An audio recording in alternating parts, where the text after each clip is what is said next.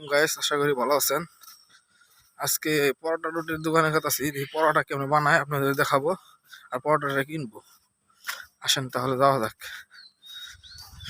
আছে পরোটা তো এক এক জায়গায় এক এক সিস্টেম বানায়, যেমন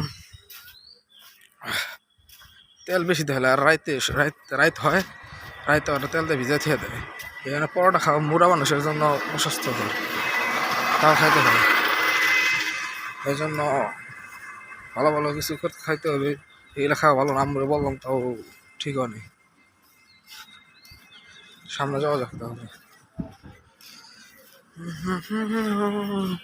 যদি জানতে তুমি এমনই একজন, তোমার ছাড়া চলে না পারি তুমি।